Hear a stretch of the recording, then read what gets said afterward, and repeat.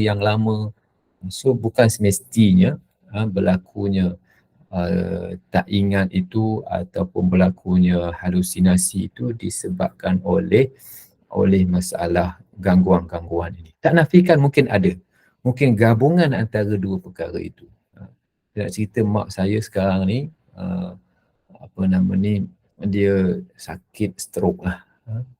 Sejak daripada awal-awal COVID, sebelum COVID lagi. Dalam sebulan, 2 bulan sebelum COVID, dia dah kena stroke. Kemudian musim COVID tu kami struggle lah. Di hospital sedang 2 minggu, 2 minggu ke 3 minggu. Itu balik, kemudian tempoh tu saya duduk sini, dia duduk kat kampung, terpaksa balik, terpaksa dengan sekatan pergerakan itu hari kan. Susah. Alhamdulillah masih lagi diberikan peluang oleh Allah Ta'ala untuk hidup sehingga hari inilah dalam usianya 85 tahun, 84 tahun, 83 tahun sekarang.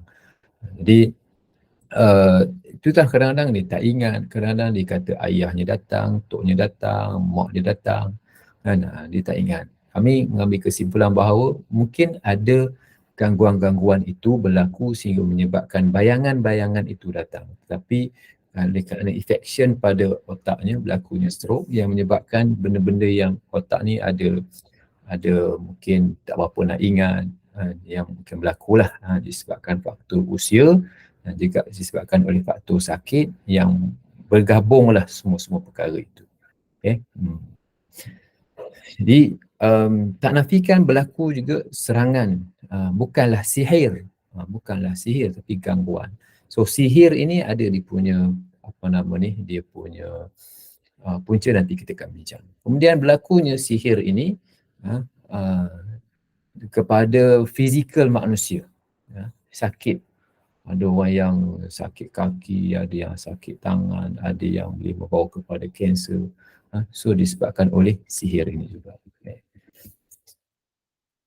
Okay, so kita faham tentang perkara ini kan. Ada beberapa tahap gangguan ni kan. Gangguan daripada syaitan. Yang pertama, gangguan daripada syaitan kepada manusia secara umum dalam semayang, dalam ketika mana ambil semayang, kan, waktu kita tidur, kan, dia datang juga ganggu kita. Dia kata apa, lailun tawilun farqud, malam jauh lagi, kamu tidurlah dulu, macam-macam lah. Itu gangguan daripada syaitan, dan gangguan ni bukan gangguan yang sihir. Dia gangguan bisikan-bisikan, nak menyesatkan manusia, nak melengahkan manusia. Ini gangguan yang pertama. Yang kedua, gangguan daripada syaitan dan jin yang datang secara tiba-tiba. Kan? Ini gangguan yang berat sikit. Contohnya, tiba-tiba dirasuk dengan datanglah jin yang kuat kat badan dia. Hinggap dekat dia contohnya lah. Kan? Jadi mungkin juga berlaku. Ni kita gangguan. Yang ni, yang pertama gangguan daripada syaitan ni, dia adalah gangguan yang biasalah, memang syaitan tu memang suka menyesatkan manusia. Kan? Yang kedua ni, dia nampak gangguan makhluk halus lah. Makhluk halus syaitan juga, tapi maknanya dia mungkin membawa kepada jadi histeria contohnya. Kan? Ini gangguan yang seperti itu. Ada juga gangguan yang kategori yang ketiga ialah, ataupun tahap yang ketiga, apabila kita pergi ke tempat jin. Contohnya kita pergi ke jin suka duduk kat mana? Jin suka duduk kat tempat kawasan sampah. Jin suka duduk kawasan kubur. Jin suka duduk di dalam hutan, tempat-tempat yang tinggi-tinggi ke, ataupun pokok-pokok yang tinggi misalnya kan, dalam hutan. Kita pergi tempat dia, kita ganggu dia misalnya kat busut-busut contohlah kan. So kita pergi ganggu dia. So dia akan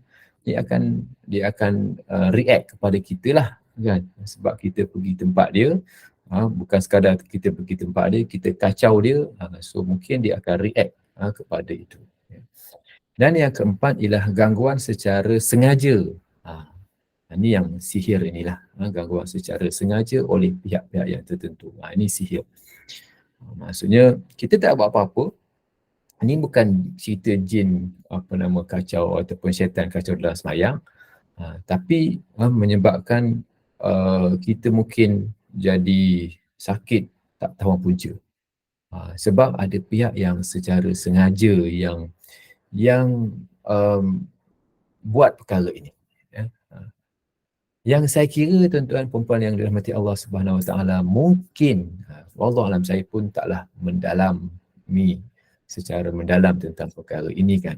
Mungkin ada gangguan yang dilakukan secara kata sengaja ke macam mana ya.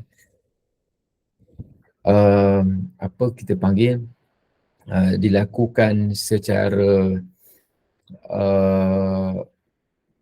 bukan, dia memang dua orang tu dah bergaduh. Orang tu dah bergaduh, tak baik. Syaitan yang mengapi-apikan lagi dan dia buat bagi kawan tu sakit. Bila kawan ni sakit, dia akan berprasangka yang sakit tu dilakukan oleh pihak. Yang ni dia memang tak suka. Tetapi dia cakap yang ni, dia kata buat. Itu mungkin juga berlaku seperti itu. Tak nafikan juga mungkin ada pihak si orang ni, dia pergi jumpa bomoh mana-mana ke untuk tak nafikan mungkin dia juga ada berlaku. Jadi ini 4 keadaan yang tak sama, empat-empat ni. Satu, gangguan daripada syaitan secara umum. Ni kita minta lindung daripada Allah Ta'ala lah. Kan? Rabbi a'udzubika min hamazati syayatin. Hamazat daripada bisikan-bisikan syaitan. Itu kita semayang, kita bacakan Rabbi a'udzubika min hamazati syayatin. Wa a'udzubika Rabbi an yahdurun. Aku berlindung daripada syaitan datang kepadaku. Ya, yang datang secara tiba-tiba, yang kita pun tak tahu, tiba-tiba dia menyampuk datang apa semua kan. Yang ini apa nama ni, bergantung kepada kekuatan yang ada pada individu itu. Kadang-kadang ada orang kuat, kadang-kadang ada orang lemah. Orang yang kuat ni tak ada masalah sangat. Ada orang yang lemah, jiwa dia lemah, dia suka diganggu, berlaku juga kan. Yang ketiga, yang kuat mungkin tak masalah kalau kita pergi ke masuk dalam hutan apa, tak ada apa. Tapi ada orang yang lemah, tak boleh nak masuk. Kalau bawa camping budak-budak dalam 70 orang masalahnya, jaga-jaga. Bukan jaga-jaga apa, bukan nak bagi amaran apa, tak. Di kalangan 70 orang ni, tak semua mereka mempunyai kekuatan yang sama, kekuatan dalaman yang sama. Ada yang kuat, ada yang lemah. So yang kuat tak apalah kan. Yang lemah di kalangan ramai-ramai tu ada yang mungkin lemah semangat kan. Maklumlah dah ramai. Ini pun perlu diambil kira perkara-perkara yang semikian. Kalau pergi camping ke tepi-tepi hutan ke kan. Maksudlah kadang-kadang orang buat camp ke apa kan. Itu contoh. Dan gangguan yang secara tak sengaja ni mungkin berlakulah yang dilakukan oleh pihak-pihak yang tak tahulah, mungkin bermusuh. Syaitan apa nama ni, ya'idukumul faqra wa ya'murukan. Innama yuridu syaitan ayyuqia bainakumul adawata wal baghdha. Syaitan ni suka untuk mencetuskan perkara-perkara yang tak baik. Wa ya'murukum bil fahsya. Mencetuskan kemarahan dan permusuhan di kalangan kamu. Okey. Kalau tuan-tuan ada apa-apa persoalan ataupun apa, boleh tanya dalam ruang chat yang disediakan yang ada tu, dan kalau nak tanya direct pun boleh tanya terus. Tanya terus. Okey. Ada gangguan yang berlaku ketika tidur. Ni contoh saya kontrol laju je lah. Tak dapat tidur. Apa nama ni? Fenomena, apa nama dah? Dia punya orang yang payah tidur ni, apa nama istilahnya? Apa nama ni? Dia ada orang yang tak dapat tidur, susah nak tidur pun. Insomnia. Insomnia. Okay. Yang ada puncanya daripada gangguan, dan tapi bukan semuanya daripada gangguan. Ada yang memang dia payah nak tidur, dan ada yang memang gangguan tidur. Sebenarnya kadang-kadang bagi orang tua, bagi orang yang sudah berusia ni, kadang-kadang bukan gangguan tidur tu sebab yang dia payah nak tidur malam tu, sebabnya siang tu dia dah jenuh tidur.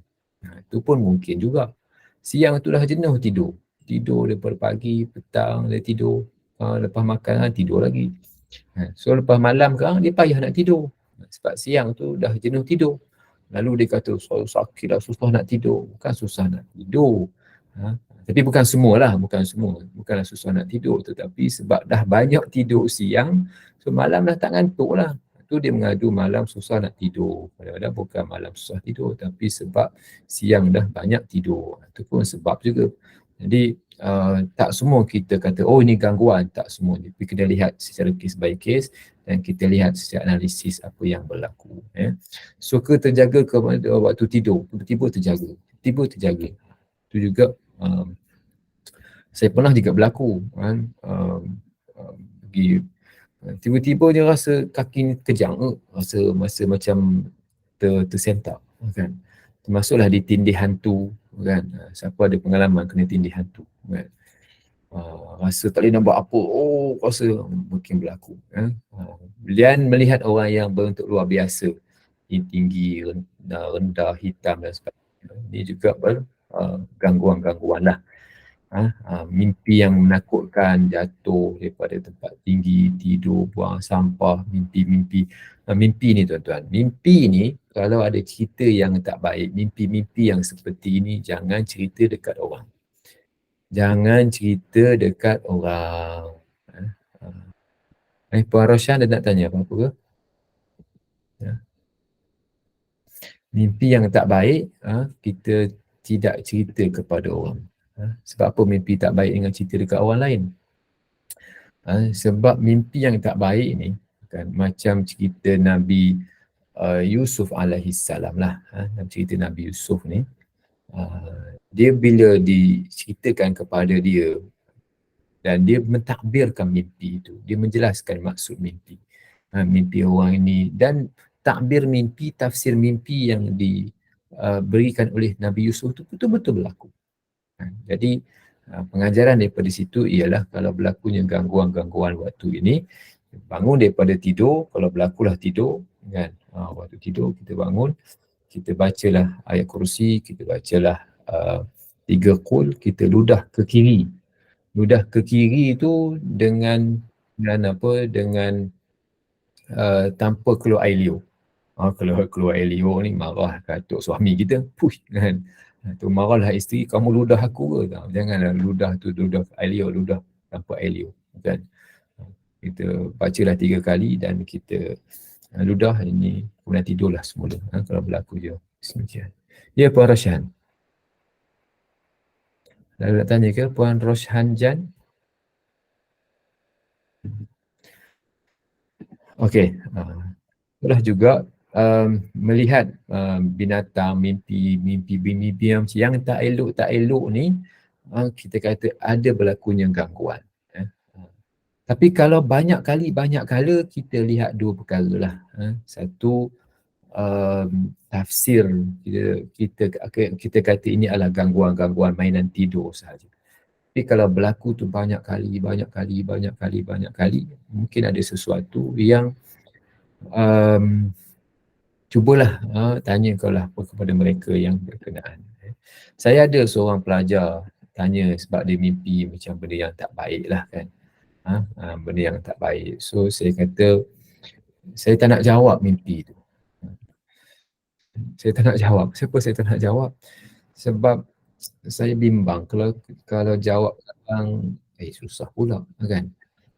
Kenapa jawab ni susah? Kan? Kalau saya takbirkan mimpi, saya pun tak pandai bab mimpi ni. Takut mainan mimpi saja.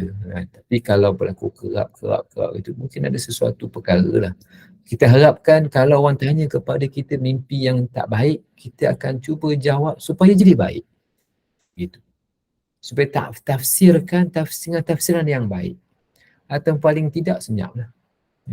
Tafsirkan dengan tafsir yang baik. Kalau kita padanlah kamu tu mimpi kena kejar di ular sebab kan kamu tu begini. Kita janganlah. Yang pertama, jangan cerita mimpi buruk dekat orang. Jangan sekali-kali cerita mimpi buruk dekat orang. Apatah lagi kalau cerita mimpi tu kepada orang yang tak reti. Kan? Yang tak reti. Yang orang macam kita yang tak reti. Kita cerita pula, padanlah kau ni begini. Okey. Jadi kita cerita kepada orang yang reti, kan, dia akan cuba takbirkan mimpi itu dengan takbir yang baik. Takbir ni maksud tafsir mimpi lah. Dan kalau kita diajukan, kita cubalah cerita yang positif. Sama juga sifatnya. Dan kalau mimpi itu berlaku pada diri kita, kan, yang pertama mimpi yang tak elok tu berlaku pada diri kita, kita cuba buat amalan-amalan yang disuruh oleh Rasulullah sebelum tidur. Kan, baca 3 qul sebelum tidur, kemudian sapu suruh badan kita baca amanah Rasul, kita baca ayat kursi, kita baca apa lagi, ayat-ayat yang berkaitan lah, kan, ayat ruqyah ke apa, kita bacalah tidur. Kalau berlaku lagi, itu mungkin sesuatu lah. Mungkin sesuatu yang mesej yang sampai kepada kita. Itu penting untuk dilihatlah, bukan semua mimpi ni tak, kan. Okey, Puan Rozani. Assalamualaikum. Waalaikumsalam. Ini nak tanya. Actually ada juga yang ada depression ke, insomnia semua kan. Tapi sebab my husband and myself both under mental illness. So dah lama dah ni, dah lama. So bila dia ada dua lah, saya dapatkan khidmat daripada doktor dan juga Darul Shifa. So sekarang my husband and myself dua-dua makan ubat lah, perlu makan ubat lah. So saya nak tanya sekarang, kalau seorang tu walaupun tengah makan ubat tetapi nak tidur je sampai malam. Ini Betul? untuk my husband. Betul? Dia tidur je, dia bangun untuk solat, lepas tu dia akan tidur balik. Dan dia akan bangun untuk makan, tidur balik. So saya pun sekarang tak nak ganggu dia, saya nak bagi tahu doktor je. Itu kan ada ke macam tu gangguan ke macam mana? Dah makan ubat, dia tidur lah. Tak ada, dia makan ubat untuk malam. Okey. Untuk malam punya ubat bagi tidur. Tapi pagi dah tak ada dah actually. So sejak setahun setengah saya perasan dia selalu tidur je. Okey, saya tak tahu nak komen lanjut tentang perkara ini. Yang boleh tanya kepada doktor dulu tentang kesan ubat itu. Kalau ada makan ubat malam, apakah ngantuknya betul-betul sampai siang? Kalau berlaku begitu, mungkin dikurangkan dos ke, ataupun mungkin perlu konsult dengan doktor dulu lah. Saya saya pun tak tengok, saya pun tak ni, dan saya pun bukan pakar dalam bidang perubatan Islam, kan. Tapi secara umumnya boleh saya katakan mungkin pergi jumpa dengan doktor balik, lihat ubat itu, konsult doktor apakah kesan ubat tu sampai siang sudahnya. Dia tidur sikit-sikit nak tidur, sikit-sikit nak tidur. Tapi bangun untuk solat ada. Dia maghrib dengan asar, zuhur, maghrib, isyak dia pergi solat dekat surat, balik. Lepas tu tidur. Okey, itu tak nak cakap banyak pun. Tak apalah. Kalau dia cakap banyak susah juga, Puan. Betul. So buat masa ni saya just biarkan je lah macam tu. Okey, kalau dia cakap banyak pun susah, kalau dia tak buat apa pun susah juga, kan. Yelah. Menung itu pun boleh sakit juga, kan. Kalau dia tidur, dia okey dengan apa yang ada tu, okey lah. Tapi okey. pun konsult lah doktor supaya okey. Terima kasih Ustaz. Okay, sama. Okey. Jadi Pak kata tadilah, bukan semua perkara ni disebabkan oleh gangguan, tapi mungkin ada sebab-sebab yang lain. Dan juga bukan juga sebab-sebab itu, dan tak nafikan ada juga sebab-sebab gangguan. So perkara yang pertama ialah kita tengok apa dia punya simptomnya, dan daripada simptom itulah kalau boleh yang kita nampak, kita ubat secara fizikal, doktor ke apa ke. Dia boleh finish dia dah. 30 minutes. Okey, kemudian seterusnya soalan tadi daripada Rozani, Puan Rozani. Ya, Roshan. Ini ada satu lagi. Lagi satu. Daripada ni. Kalau kita mimpi, mimpi ibu just muka, ibu dah meninggal, muka je and then dia senyum. Okey, mimpi yang baik. Sebagaimana yang saya sebutkan tadi, kalau orang tanya kepada kita mimpi, kita akan cuba menjawab secara positif. Okey, kita tafsirkan secara positif, jangan kita tafsirkan negatif. Itu secara umumnya. Thank you Ustaz. Okey, seterusnya Puan Rozani Muhammad Ismail kan. Kalau kita tahu sakit hasil dari perbuatan orang, kita tak payah balas. Okey, seterusnya kita pergi ke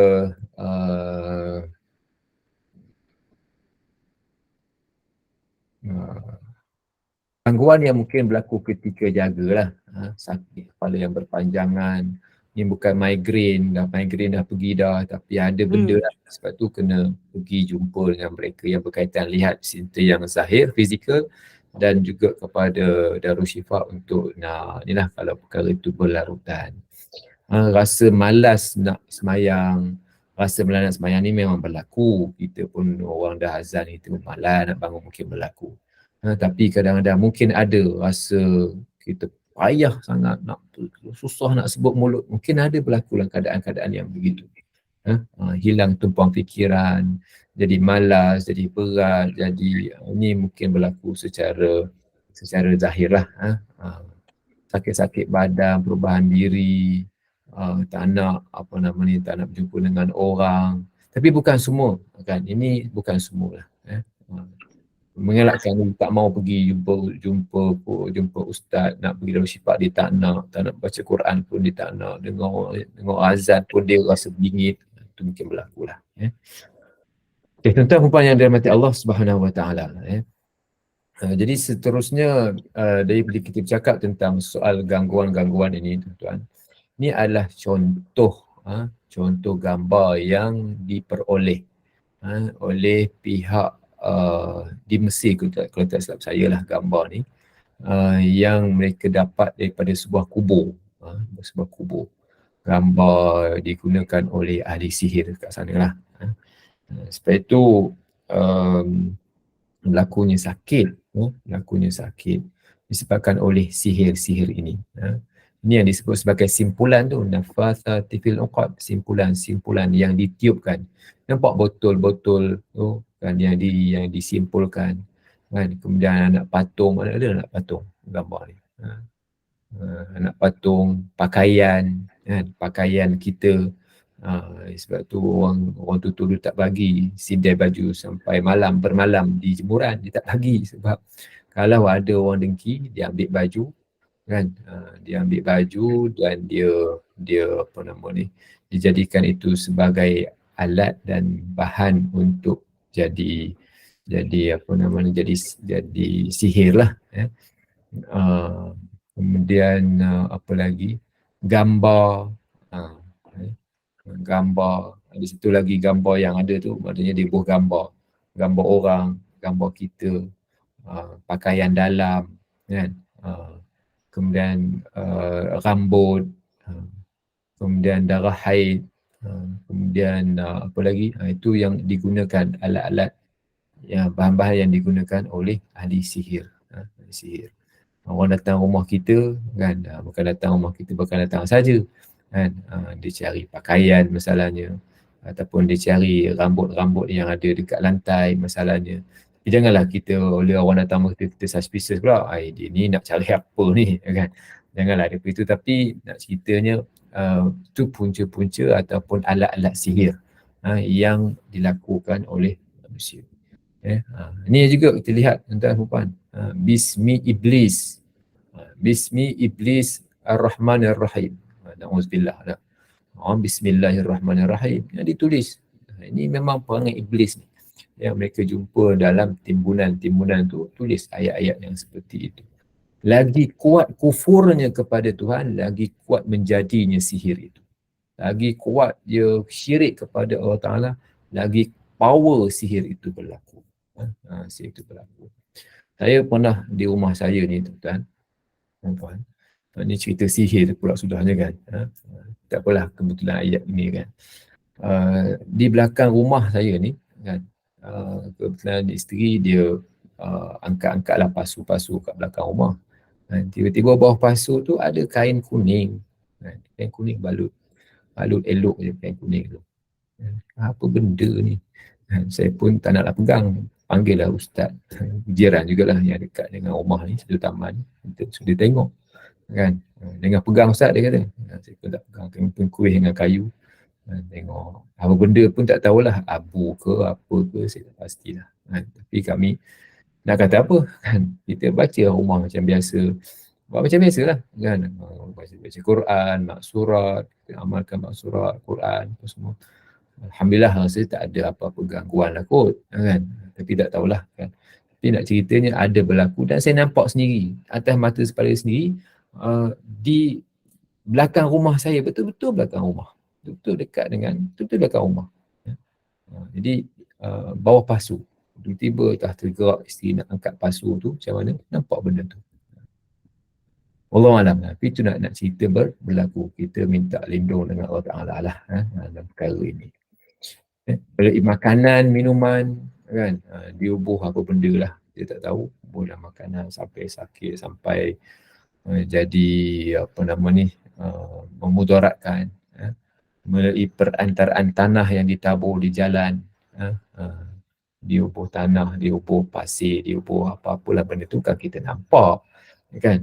Siapa yang lalu tu terkena sihir kan, melalui angin yang diseru, orang panggil sihir angin kan, ataupun orang penuntut ilmu ini dia nak melepaskan tu, maksud saya dia nak amalkan ilmunya. Kalau dia tak amal ilmu, mudarat diri sendiri, maka dia buat perkara tu ke orang lain, maka berlakulah ke orang lain kan, melalui apa nama ni, rambut, kuku, pakaian yang ada peluh ataupun pakaian yang tak ada peluh pun kan, menjadi bahan sihir yang boleh ditampal, ditanam, ditusuk, dibalikkan patung kan, masukkan sungai, laut, apa semua ni kan.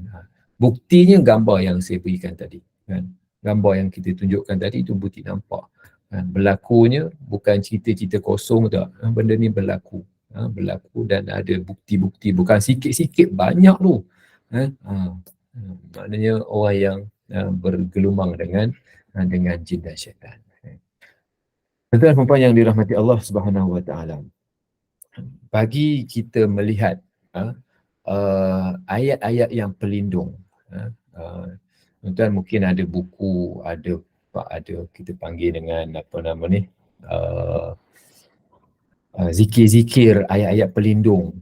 Ayat-ayat pelindung ni secara umumnya terbahagi kepada 4 jenis ayat. Satu ayat yang mengandungi kebesaran dan keagungan Allah Ta'ala.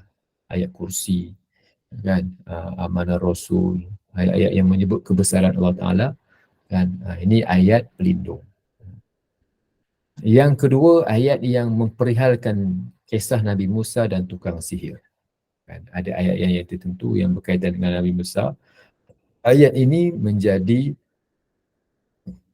apa nama ni, menjadi ayat-ayat yang dibaca untuk membatalkan sihir-sihir ini yang digunakan oleh apa nama ni, Darul Shifa lah secara umum. Bukan dari Masjid Darul Shifa, kita pun boleh mengamalkan ayat ni.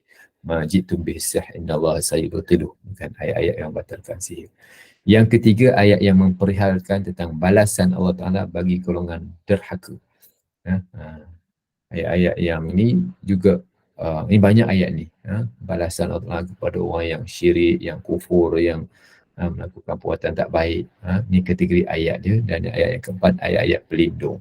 Ayat pelindung ni termasuklah surah ni, surah yang kita bincangkan, surah Al-Falaq ni, kan, ayat-ayat pelindung yang digunakan. Begitu juga qul a'udzu birabbin nas, Falaq, ni ayat pelindung yang diminta untuk kita bacalah, khususnya bagi mereka-mereka yang terkena sihir. Kalau yang tak terkena sihir, kita mengambil langkah berjaga-jaga dan juga mengelakkan daripada gangguan-gangguan yang timbul. Setiap satu ni banyak ayatnya, saya taklah sempat nak tulis belaka semua kat sini. Dalam satu artikel tu nampak dia ada di situ semua perkara ayat ni. Ringkasnya kan, kalau kita nak baca kan, baca al-ma'surat tu. Al-ma'surat Hasan al-Banna buat ma'surat itu, zikir pagi petang tu. Ma'surat ni lah zikir pagi petang, merangkumi semua perkara. Sebab dia dah pilih daripada yang terpilih untuk kita baca harian, bagus untuk kita dan juga untuk rumah kita dan juga untuk keluarga kita. Bacalah ma'surat. Ayat dah mengandungi semualah perkara-perkara yang berkaitan. A'udzu bikalimati tammat kan, amanar rasul. Kalau rumah yang ada gangguan, bacalah surah Kahf, bacalah surah Baqarah, panjanglah kan. Kalau rumah dia ada gangguan lah, ada orang kat atas lah, kita kat bawah kan, bacalah surah Al-Baqarah. Tapi kalau tak jadi juga, kena buat sesuatu, kena cari orang yang pandai lah untuk nak buang benda-benda berkenaan. Tapi kalau kita boleh buat sendiri, kita buat sendiri, kita baca ayat kursi, kita baca Allahumma salli ala Muhammad, baca surah Baqarah, panjanglah surah Baqarah kan, bacalah sikit-sikit, kita nak beranak baca kan. Kemudian amanah Rasul, amanah Rasul, selalu baca amanah Rasul. Amanah Rasul ni hikmah dia ialah jin ni tak datang, dia berlaku apa semua, dia tak datang. Kalau kuat datang juga, tapi benda ni disebutkanlah hadis Muaz bin Jabal. Adalah nanti kita bincang, kita pernah 93 kan. Begitu juga ayat kursi. Ayat kursi ni adalah intipati kepada surah Baqarah, ayat kursi kita baca. Di samping ayat-ayat pelindung yang lain lah, ayat-ayat yang kategori 2, yang ketiga ni banyak kan. Nabi Musa ni banyak. Tapi ada satu ayat yang saya tak sempat nak jelaskan semua perkara kat sini. Ada satu artikel yang ditulis panjang tentang perkara ni, boleh tuan-tuan baca. Ataupun ringkasnya, kalau kita baca maksurat zikir pagi petang tu, insyaAllah dapat merangkumi semua ayat-ayat yang pelindung ini. Nanti minggu depan kita akan bincang perlindungan daripada hasad dengki. Ada apa-apa tuan-tuan nak bincangkan ataupun nak tanya apa-apa dalam masa 2-3 minit ni? Any question ataupun ada apa-apa nak dikongsi? Ada soalan dekat sini Ustaz, daripada Perazani Ustaz lah. Mungkin Ustaz dah baca kot. Saya dah jawab. Kalau dah ada jawab kan?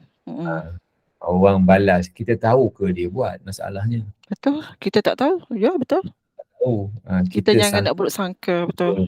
Kita tak boleh nak buruk sangka. Kalau biasanya, kalau kita pergi jumpa orang dan dia bagi tahu, dia cakap aku tahu siapa yang baik tapi aku tak nak bagi tahu, itu bukan perubatan cara Islam.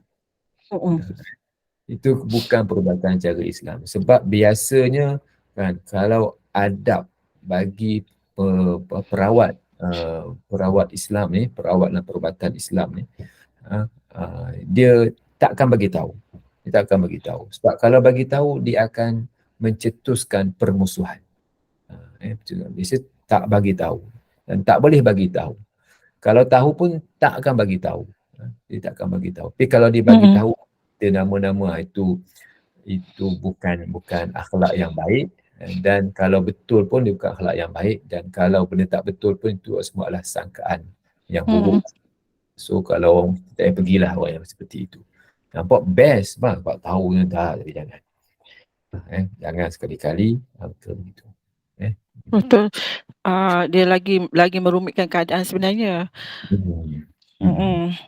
Jadi eloklah kita terus menerus beramal dengan apa yang ada dalam Al-Quran tu, macam mana kita nak menepis segala kejahatan sihir ni.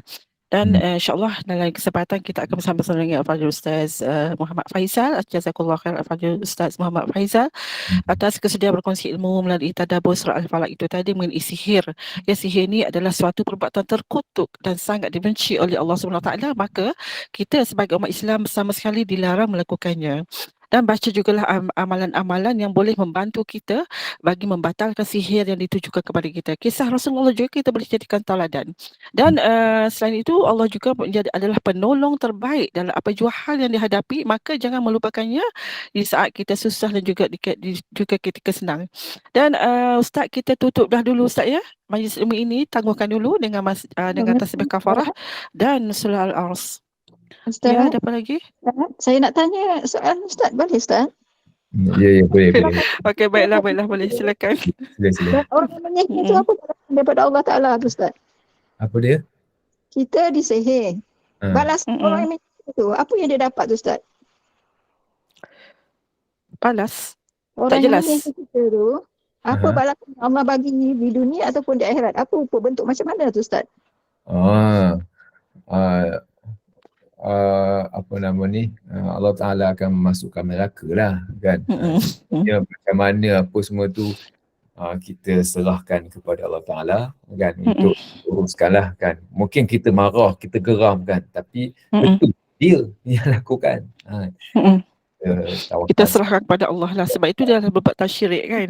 Kita boleh tak kita, kalau macam kata orang yang kena sihir tu, dia berdoa pada Allah, ya Allah Tuhanku, kau bagi pula lah rasa apa yang aku rasa kat orang menyihir tu. Boleh Ustaz?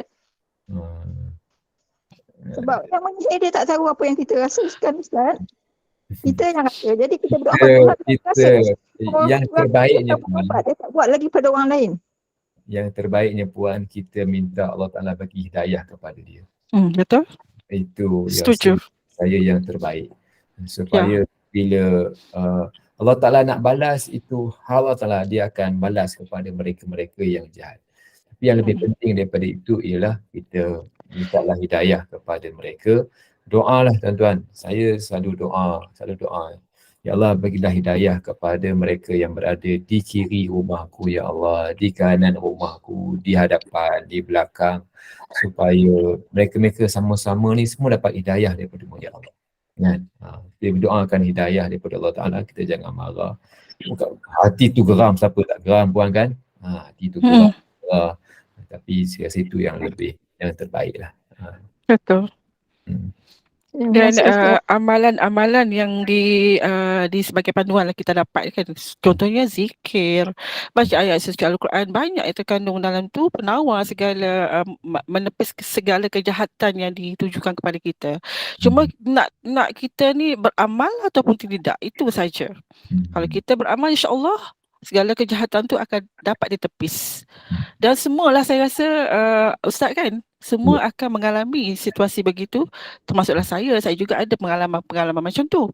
Tapi alhamdulillah segala kejahatan yang ditujukan kepada kita, kadang-kadang benda tu tidak sampai kemungkinan kita beramal dengan apa yang dituntut oleh kita. Contohnya baca zikir, Al-Quran sebagai menepis segala kejahatan tu. Itulah yang boleh dijadikan sharing untuk saya sampaikan kepada para jemaah yang mungkin menghadapi situasi yang sama. Okey Ustaz, kita tutup dulu Ustaz. Tangguhkan dulu dengan tasbih kafarah dan surah Al-Ars. Bismillahirrahmanirrahim. Subhanakallahumma bihamdik asyhadu an la ilaha illa anta astaghfiruka wa atubu ilaik. Bismillahirrahmanirrahim. Wal-'asri innal insana fi khusr illa alladziina aamanu wa 'amilus shalihaati. Wa tawassaw bil haqqi wa tawassaw bis sabr. Assalamualaikum warahmatullahi wabarakatuh. Waalaikumsalam warahmatullahi wabarakatuh. Terima kasih Ustaz. Terima kasih Ustaz. Assalamualaikum. Terima kasih Ustaz. Assalamualaikum. Waalaikumsalam. Terima kasih.